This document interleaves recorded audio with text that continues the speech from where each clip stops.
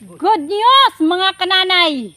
Ang atong pipino nga 5 lang kapak ang atong gitanom. Pag ikaduhang harvest naka 38 kilos. O di nakapalit din tag-abono nga complete. Times 25. Times 25 gaabono si Mr. sa pipino. Kaya aron mo taas-taas pa yang life. Daghan pa kayong gasunod. Napay gasunod.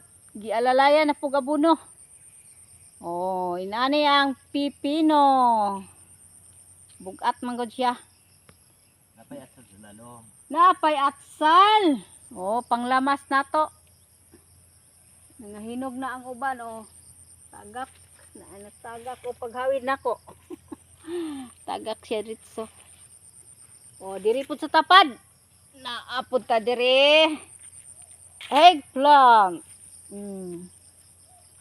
Diyo, eggplant na to nga gipruningan. Na dia, gagmay pa tong eggplant. Gamay pa yang bunga.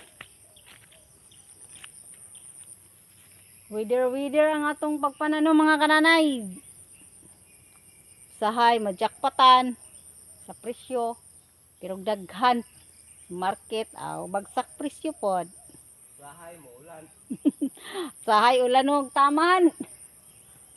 Atong tanom di ka agwanta kayo kanang ulan nga kusog kayo.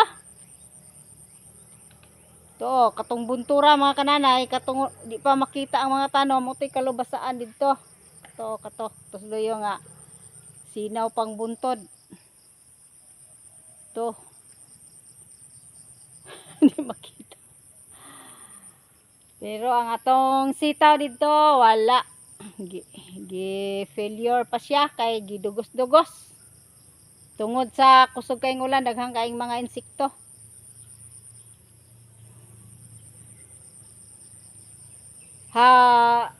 Ang among trabaho ron mag-abono sa aning pipino.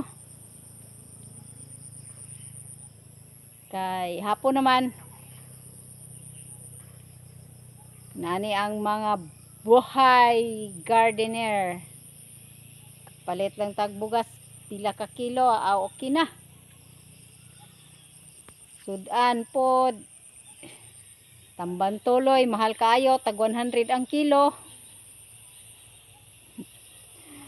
Bitaw magmahal ron sa isda. Magulay-gulay sa puntani panagsa. Kaya ang subsubo ng isda, mahal kayong isda. Ang gulay ron barato. Daghang salamat sa inyong pagtanaw sa akong video mga kananay.